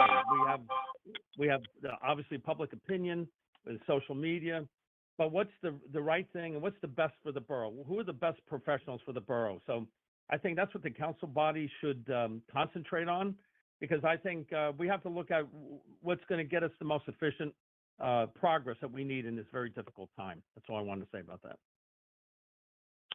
The second question from Mr. Polakevich is, as for the risk manager, was AccuSure's appointment suggested to Administrator Caro by the other JIF commissioners or other JIF staff? Unequivocally, no one lobbied me regarding AccuSure, including AccuSure. I inherited them when I came here in 2019 as administrator, and then later appointed as JIF commissioner. They were already giving this borough very, very good service. We did not renew them last year and tried a different company. They were very disappointing in comparison to AccuSure. This year there was AccuSure and at least one other company that I was not the same company that applied last year, or that we hired last year, that put in submissions. Because AccuSure gave us such good service in 2019, I recommended them again. And that is the only reason I recommended them, is because they were excellent in 2019. The third question is, what is happening with the risk manager appointment now? It was tabled last meeting, but is not on tonight's agenda. By law, the governing body has 30 days to appoint a company upon the bids being received. And they still have the next meeting, and because these are RFPs, they could actually reject all of them if they wish and start all over again. So I don't know what the governing body wants to do. Council President, you might want to take that question. Yeah, and I think at the time when AccuSure came up, again, another company that I haven't necessarily heard bad things, other than the news story that dropped about a subsidiary or affiliate of AccuSure, which is still very difficult, and I think some of us were still trying to research, was it, this particular segment of AccuSure that's serving us, that actually had that the charges filed and corruption of that one individual, or is this his subsidiary and it does not connect to our group from Acrisure? But I know that it did raise red flags when we saw that come across the news feeds, and it gave us pause to say, okay, we need to step back and look and dig in and make sure that we're not going to retain this company and wind up like the town of Plainfield that has, people digging into their records and business right now. So I think the council made a very responsible decision to pull it, despite the past performance. And I believe it's still tabled until we get some different guidance. And I know there were some things out for Councilor Corsini to look at that we've been back and forth on. But for right now, it's obviously still tabled. The last question Mr. Polakevich writes is, how much was Acrisure paid to serve as Middlesex Borough Risk Manager in 2019? The answer, honestly, is I don't know, because we do not pay. I'll drop. Yeah. Yeah, I was just going to say that this is a point that the mayor and I actually discussed earlier. I'm pretty sure, I think you were about to say this, so I'm sorry to interrupt you, but we don't pay them. I think they're paid by the JIP. That is correct, Attorney. Yeah, that is correct. JIP yes. pays all risk managers, regardless of, for any of its members, whoever they hire as risk manager, the JIP pays. So I have no idea how much Acrisure was paid in 2019, or the company we used last year was paid for last year. Okay. So that's the end of Ms. Polakevich's questions. Then there is one question from Anne Marie Kleiber at 116 Chestnut Street in Middlesex. And she writes, I missed the early part of the meeting, but is there anything, she wrote in all caps, the council can do with the current Board of Education situation? Thank you. Well, obviously, we have no control and no say what happens with a Board of Ed affairs. So, nor would I be interested in micromanaging. Well, that's just my personal opinion. We didn't have any control. All right. That's Any the end other of the comments, Mayor? No, Mayor, that's Okay. it. Okay, thank you, Minister Carroll. All right, at this point, I'm going to be closing the public portion of the meeting. Linda, let's go to the consent agenda. Can you please read the resolutions? We have Resolution 42-2021, acceptance of standing reports. Resolution 43, 2021, accepting the resignation of school crossing guard Robert Judy, effective immediately. Resolution 44, 2021, reimbursement of dog fee in the amount of $20 to Nicole Alfano, 567 West Pershing Avenue in Middlesex. Resolution 45, 2021, approving the cancellation of taxes for Block 254, Lot 2, as it was purchased by the Army Corps of Engineers due to the flood control project. Resolution 46, 221, reimbursement of cat license fee in the amount of $5 to Rosemary Krynock, 604 Hazelwood Avenue, Middlesex, and dog license fee in the amount of $10 to Jamie D'Angelo, 158 Mulberry Lane, Middlesex. Resolution 47, 2021, acknowledging the change in status for certain properties under the Senior Citizens, Disabled Persons, Veterans Tax Deductions. Resolution 48, 2021, the tax collector is authorized to issue tax title lien redemptions for Block 142, Lot 14 in the amount of $12,586.81. Resolution 49, 2021, accepting the termination of Ashley White, Recreation Director, effective January 6, 2021. Resolution 50, 2021, appointing Amy Flood as the mayor's representative and Steve Greco as the governing body representative to the Housing and Community Development Committee for 2021. Resolution 51-2021, hiring of Kelly Cedar as the acting deputy director of recreation at an annual salary of $40,000, effective January 25th, 2021, pending satisfactory physical and background check.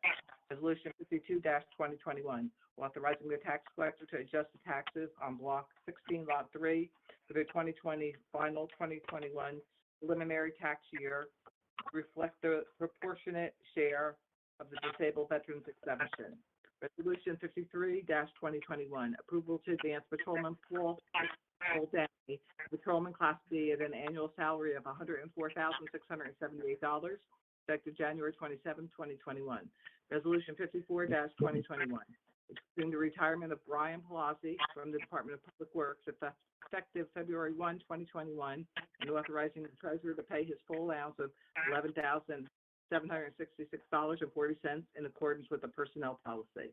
Resolution 55-2021, accepting the retirement of James Ionetti from the Department of Public Works effective February 1, 2021, and authorizing the treasurer to pay his full allowance of $19,449.36 in accordance with the personnel policy. Resolution 56-2021, accepting the retirement of Robert Destino from the Department of Public Works effective February 1, 2021, and authorizing the treasurer to pay the full allowance of $19,303.72 in accordance with the personnel policy.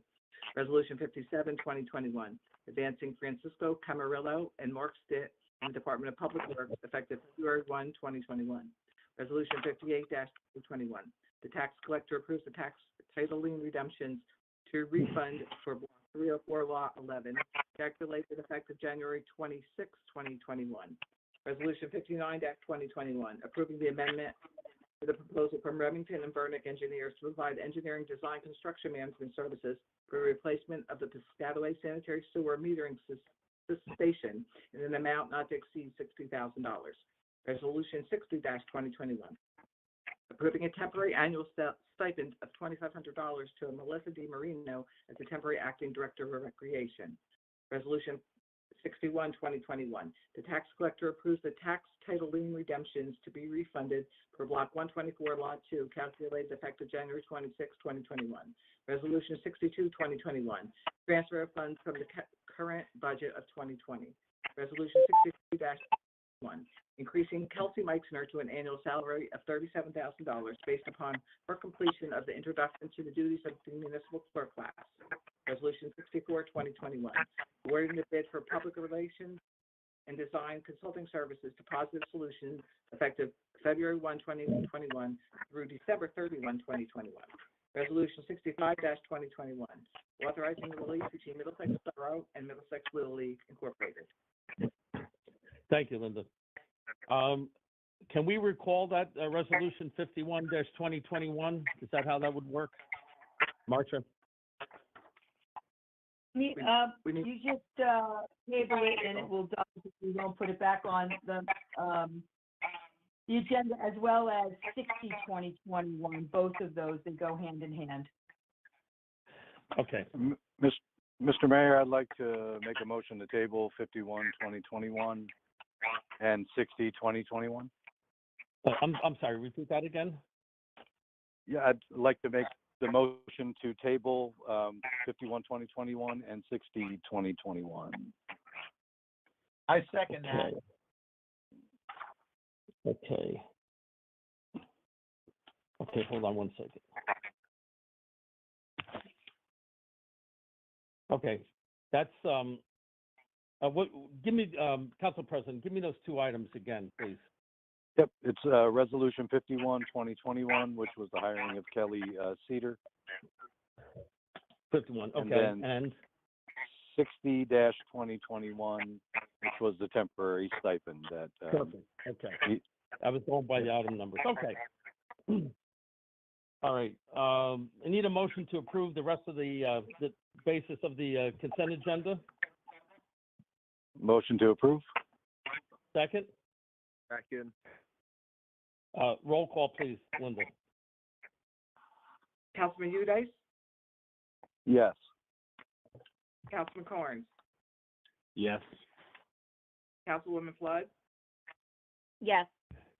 Councilman Mikulajczyk, Yes.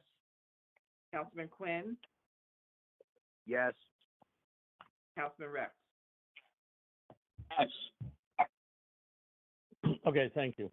All right, we'll go to resolution number 51, which is item 10 in the consent agenda. Need a motion on that one? We're tabling that. Motion to table, I guess? Yes. And a second. I thought we did that already. Actually, we had a motion from Council President and a second by Councilman Mikulajczyk. We didn't get a roll call on that yet. We need a Okay. roll call on that, correct? Yeah. Okay. Council President Okay. Eudyke? Yes. Councilman Carnes? Yes. Councilwoman Flood? Yes. Councilman Mikolajchak? Yes. Councilman Quinn? Yes. And Councilman Rex? Yes. Okay, thank you. So the motion on resolution number 60, someone table that, and who's second? I I had did. Council President Eudyke and Okay. Any comments on that? Okay, then roll call, please, Linda. It's Council actually, President Eudyke? I'm sorry. I just want to correct, it wasn't 50, it was 51. 51, I'm sorry, Yes. Councilwoman, you're right. Yes, Yes. it's Kelly Cedar. Yes, 51 and thank you. 60. Yes, 51 Yeah. and 60. We're on 60, yes, okay. So I guess I'll start the roll again. Council President Eudyke? Yes. Okay, Councilman Carnes? Yes. Councilwoman Flood? Yes. Councilman Mikolajchak? Yes. Councilman Quinn? Yes. And Councilman Rex? Yes. Thank you, Linda. I will move to the non-consent agenda. We need a motion on resolution number 7-2021. Can I read that first, Mayor? Yes, please. Okay, we have Resolution 7-2021, the appointment of Nigerian Associates as the alternate engineer for the year 2021. Thank you, Linda. A motion on that one? Motion? Second. Second. Any comments or questions? Okay, roll call, please, Linda. Council President Eudyke? Yes. Councilman Carnes? Yes. Councilwoman Flood? Yes. Councilman Mikolajchak?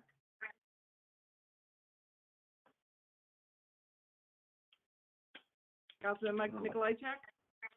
Yes. Councilman Quinn? Yes. And Councilman Rex? Yes.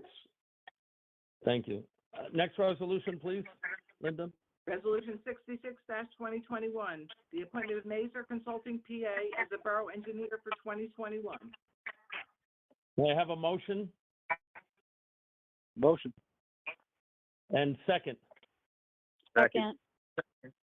Any comments or questions? Okay, roll call, please, Linda. Council President Eudyke? Yes. Councilman Carnes? Yes. Councilwoman Flood? Yes. Councilman Mikolajchak? Yes. Councilman Quinn? Yes. Councilman Rex? Yes. Thank you. Motion carries. The next one, Linda, please. Resolution 67-2021, pay all claims. May I have a motion Motion? and second? Second. Any comments or questions? Okay, roll call, please, Linda. Council President Eudyke? Yes. Councilman Carnes? Yes.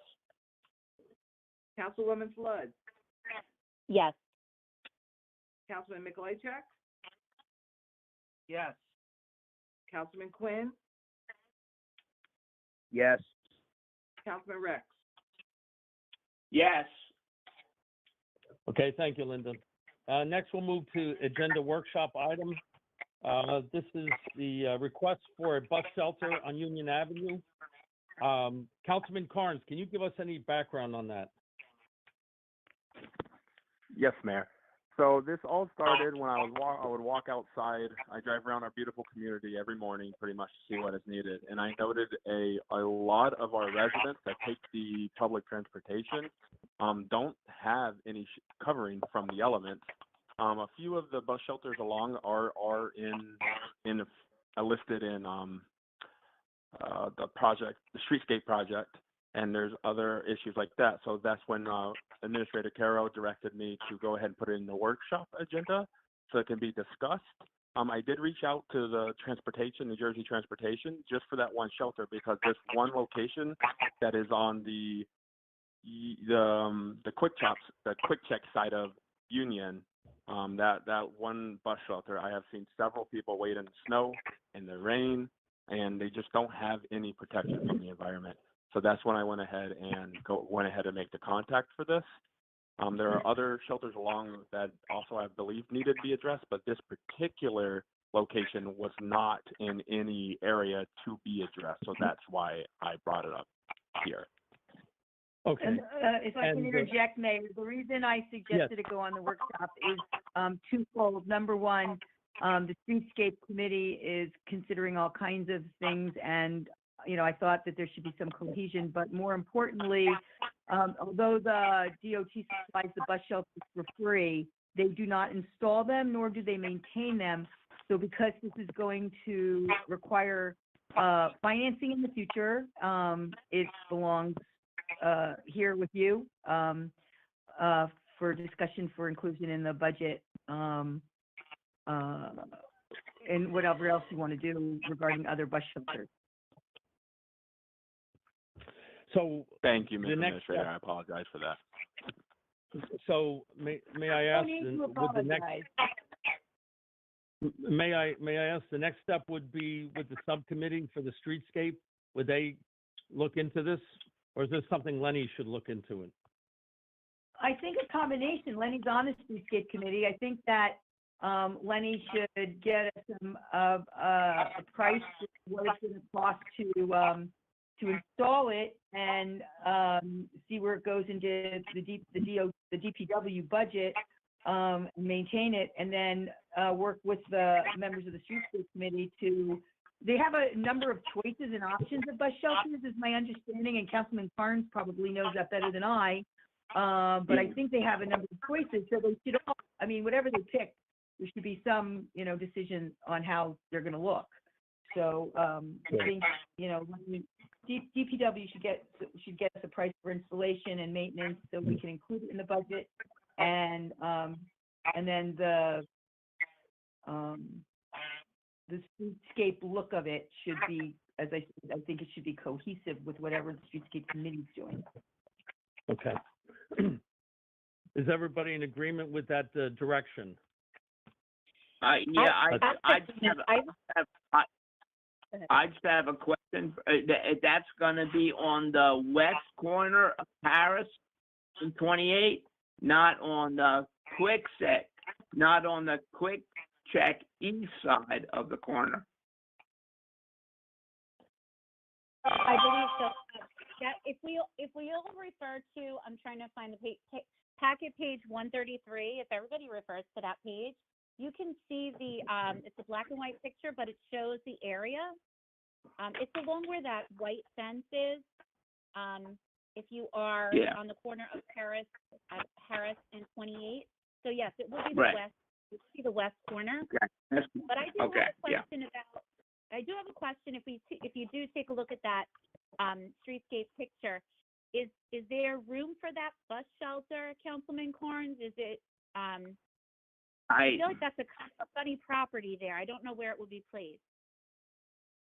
You know what? I had a question about that too, because since they put that new fence up and they kind of changed the amount of lawn area that was there, that kind of was dramatically reduced. It looks like they moved that fence in closer to the sidewalk.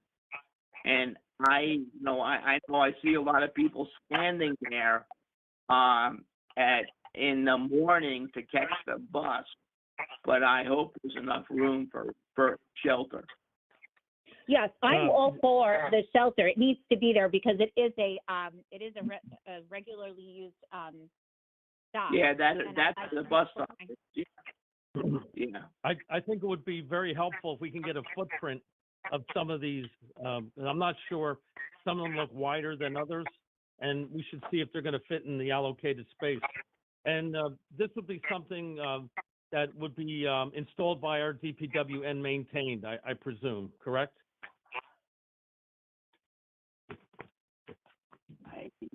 That's a good question. Well, it'll be installed by a contractor. I don't know if our DPW installs them, maybe they do, but there's a cost Okay. associated.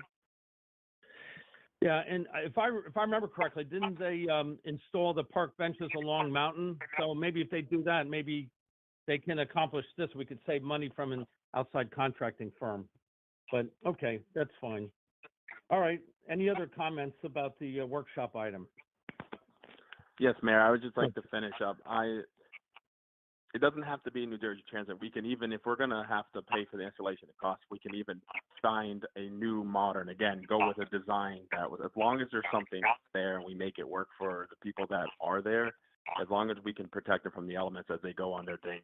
I'm cool with however that's done, but I really think this would benefit, and we can put our minds together and figure out how this will work. As long as we can get that, I'm extremely happy to work with, to go in, to be a part as well, to help with this on extra if it needs to be. I'm very open, and just let me know however I can help to get this done, as long as we can find something to put our residents under while they wait to go to work or whatever reason they're traveling. And just to add to that, Councilman, it's my opinion that I think whatever we put there, whatever structure we put there should be consistent with the design of the others in the borough. I mean, that's just my opinion. Okay. Any other comments about the workshop item? Thank you, Councilman Clarence, for taking this under your wing and getting, moving us forward with this. Okay. All right. We'll move to the privilege of the floor just on this workshop item. Linda, did you receive any questions or comments from the public? No, I didn't. Okay. We'll now take a 5-minute recess for anyone wishing to ask a question or make a comment. Administrator Caro, where should they send their comments and questions?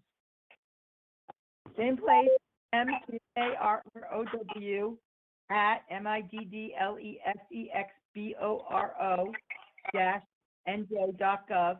It's mcaro@middlesexborough-nj.gov. Thank you, Administrator Carroll. May I have a motion to go into recess? Motion. Second? Second. All right, we're now in a 5-minute recess. I'm sorry, all in favor? Aye. All in favor? Okay. Yeah, we're now in a 5-minute recess. Please put your phones on mute. And Linda, please stop recording the meeting. It's now 8:55 p.m. Thank you.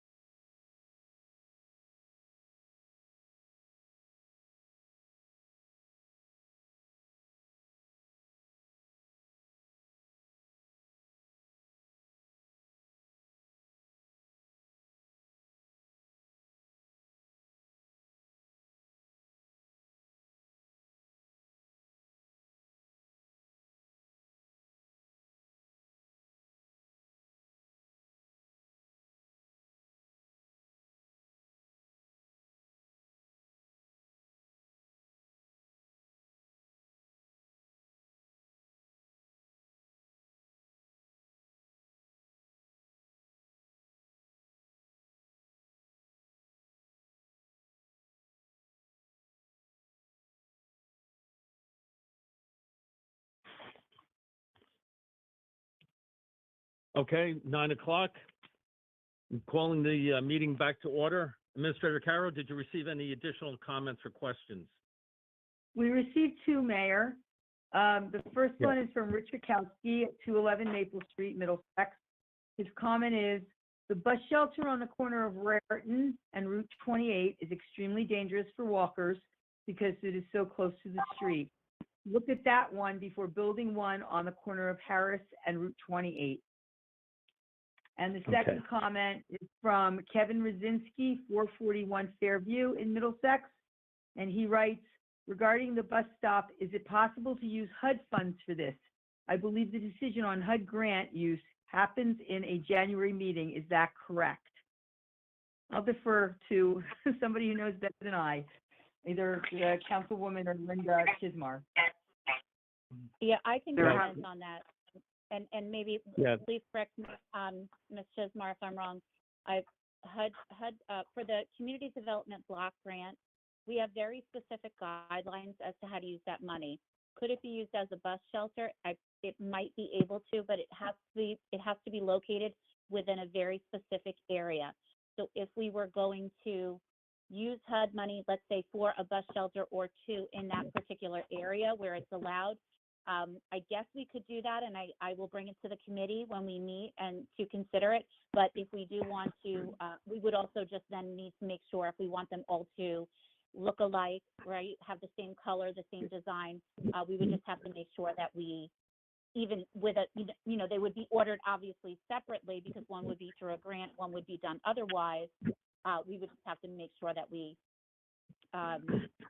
order the same thing. And thank you for the suggestion. I will absolutely bring it to the committee. Actually, great. this area though is not in the target area, for money. It's not in the target area, right?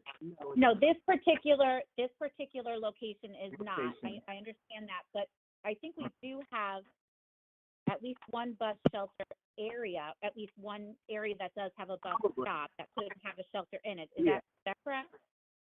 I In the think we park probably area? do, yes. On the other, on down further on 28, closer to the Denellen.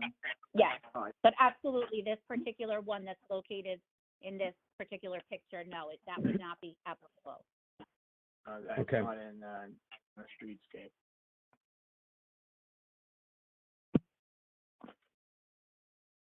Okay, thank you, Councilwoman. Mr. Caro, any other comments or questions?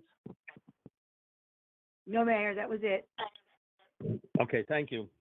I am now closing the public portion of the meeting, and we'll go to adjournment. May I have a motion to adjourn? Motion to adjourn. Mayor, Second. before you, can you, Yes. could I, Mr. Brzezinski quickly wrote in and I missed it.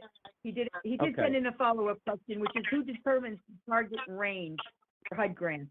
I'm inserting the word HUD grant, but he wrote, who determines the target range? Sure. The target range is determined by the county. The grants come to us through the county, and they provide us the target area and all of the guidelines for how that money can be used and what it can and can't be used for. That all comes from the county. Let me ask you, Councilwoman, is there anything that can be, that we can put up for the public to view some of these general questions from HUD? Do they make that information accessible?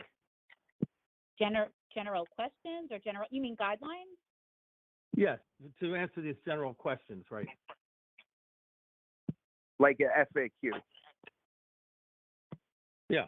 I'm sorry. I don't know if I understand exactly what you would like to do. I'm happy In to other help words- with anything at all. I'm just, In other words, are there general guidelines that we can put out on our website that if residents are interested in these type of questions, that they can look at their guidelines, the HUD guidelines?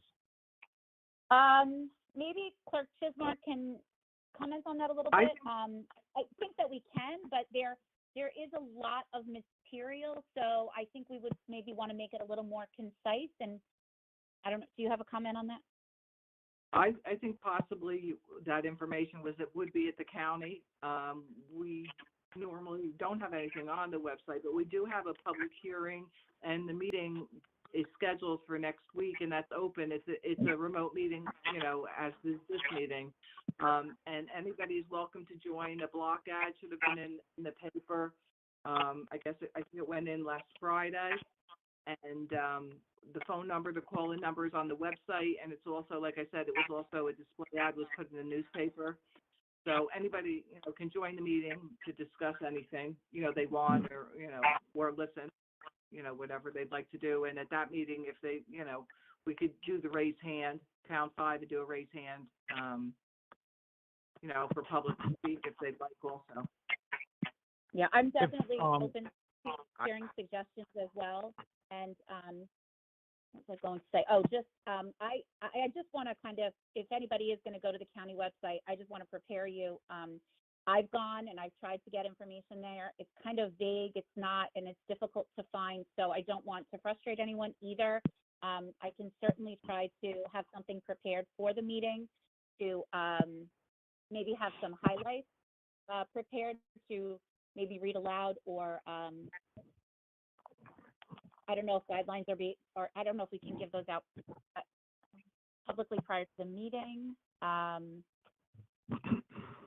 feel like it's just a packet, but Mayor, I think I can look into doing something for the website, an FAQ like And- that. Let me see that. I'd like your suggestion also, the councilman, regarding the FAQs. Maybe the county supplies them, some general guidelines that would be good I for actually the have a web- residents. Mr. Mayor, I actually have a website here. It's www.hud.gov/FAQS. Perfect. It goes perfect. into all the different housing options, mortgages, all the way through. Yeah, I don't know Perfect. if that relates directly to the community development block grant, though. Do you see those words? I think that's where it gets vague, because housing and community development or HUD, there's a lot of information there, but There is a When you get section down- labeled community. How does Yeah, but HUD then- help my community, street lights, things like that? Read more. yeah, I don't know if that really relates to the grant. Okay, Councilwoman, if I'm sorry to interrupt you, but if you can hone in on that information and supply it Yeah, to, I will. and then that link or the FAQs can be put out there for the residents. I'd appreciate that. Okay, thank All you, right. Mayor, I will. Thank you very much. Any other questions or comments about this? Okay. May I have a motion to adjourn? Motion to adjourn. And second? Second. Second? All in favor? All in favor? Aye. Aye. Aye. Thank you all. The next regular meeting will be February 9th, 2021. Thank you all. Thank you. Night. Thank you, everybody. Good night.